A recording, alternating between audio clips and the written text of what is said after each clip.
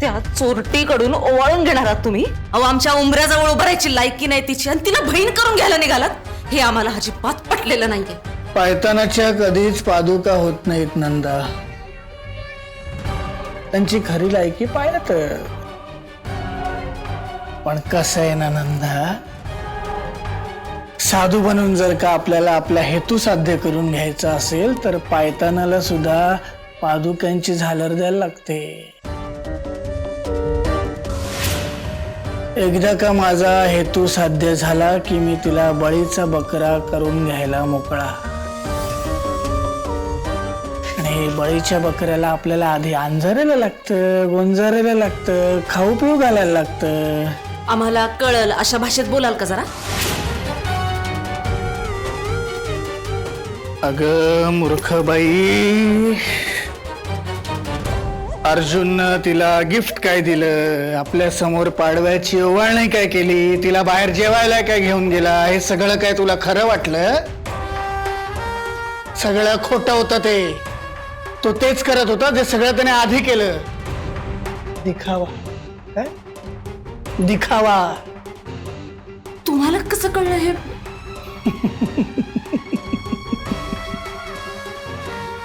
हाच तर फरक आहे ना तुमच्यात आणि माझ्यात. जे तुम्हाला कधीच दिसत नाही तेच मला दिसतं. अगं, तिला मी आता मुसमुसून रडताना बघितलंय. तिला बिचारीला वाटलं तर सगळं नीट झालं, माझा अर्जुन मला परत मिळाला. असं नाही. त्या कुत्र्याचं डोकं कसं तिरकं चालतं हे फक्त मलाच ठाऊक आहे. खूप वाईट वाटलं तिला. मग आता वाईट वाटलंय तर मग आधार नको का द्यायला? आणि तिचा आधार कोण? मी, तिचा भाऊ, नाही का? म्हणजे अर्जुननं विक्षिप्तपणा करायचा आणि तितकाच चांगुलपणा तिच्या या भावानं दाखवायचा. एखाद्याच्या खांद्यावरती एक हात ठेवून दुसऱ्या हातानं अलगद त्याच्या पाठीत खंजीर खुपसण्यात जी गंमत आहे ना, ती गंमत दुसऱ्या कशातच नाही नंदा. आणि आता हा विद्याधर तेच करणार.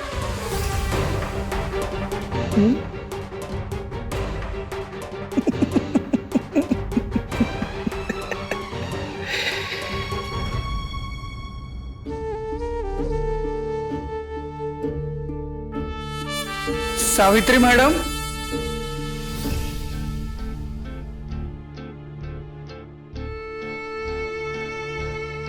काय आज जरा घाईत दिसतंय. कुठे जाताय का? नाही, कुठे नाही, ते असंच. नक्की?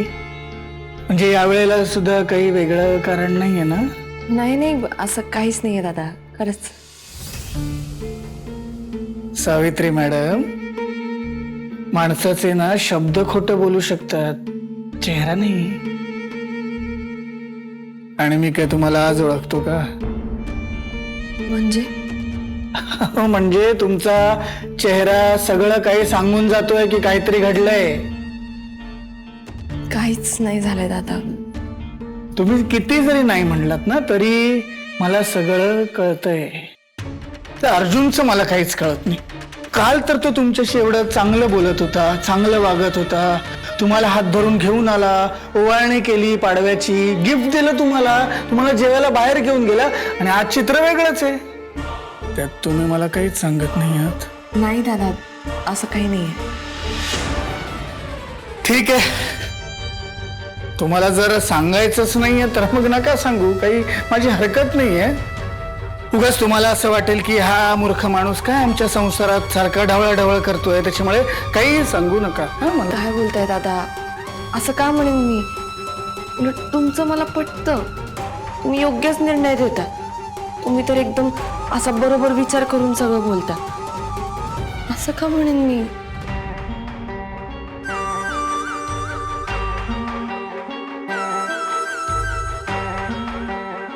एवढा आपुलकीनं बोलला ते सुद्धा भाऊबीजेच्या दिवशी खरंच भरून आलं.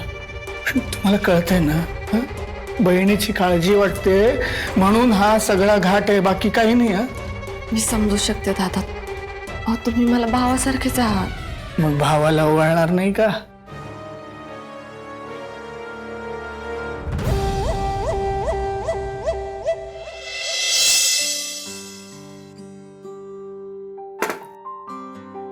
अहो अहो काय करताय? अहो दादा मान आहे तुमचा.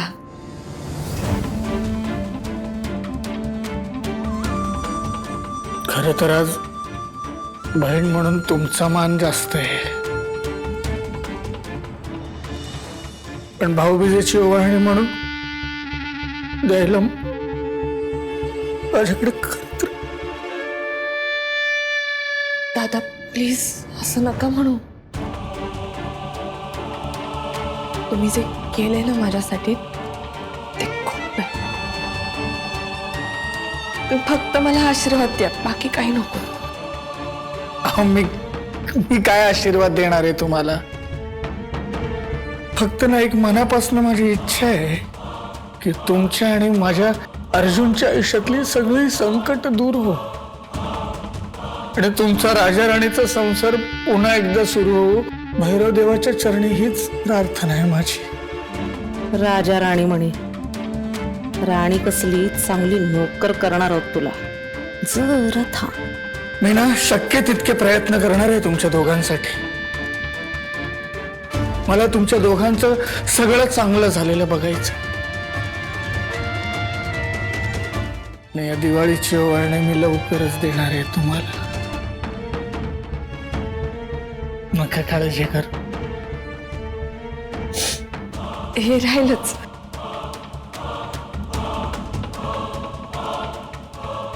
आरामखोर, लायकी नसताना तुझ्याकडून हे सगळं करून घ्यावं लागते.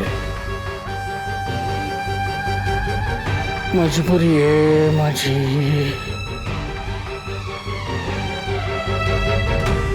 पण नाही येते काही दिवसात तुझ्या संसाराचं दिवाळं काढून तुला खडी फोडायला पाठवलं तर नाव विद्याधर कवठेकर सांगणार नाही.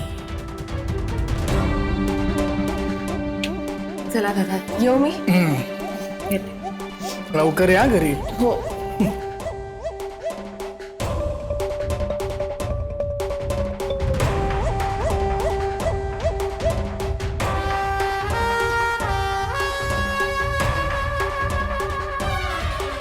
भारी जमतंय तुम्हाला. नाही म्हणजे ऍक्टिंग एकदम जबरदस्त. कसं हे असं टचकन डोळ्यात पाणी वगैरे कसं आणता हो? हा, आम्ही नुसते बघतच राहतो. वेळ मारून नेण्यासाठी हे सगळं करावं लागतं. नाहीतर मी सुद्धा त्या अर्धांड बलराम आणि मूर्ख मामासारखा आज कुठेतरी जेलमध्ये नाहीतर कुठल्या तरी फडतूस हॉटेलमध्ये असतो. हे पटतंय आम्हाला. पटणारच. पण आता ना या सगळ्याचा ना मला कंटाळा आलेला आहे. थोडेच दिवस मग या सगळ्या फडतूस लोकांचं आणि माझ्या ऍक्टिंगचा दोघांचा खेळ खल्लास.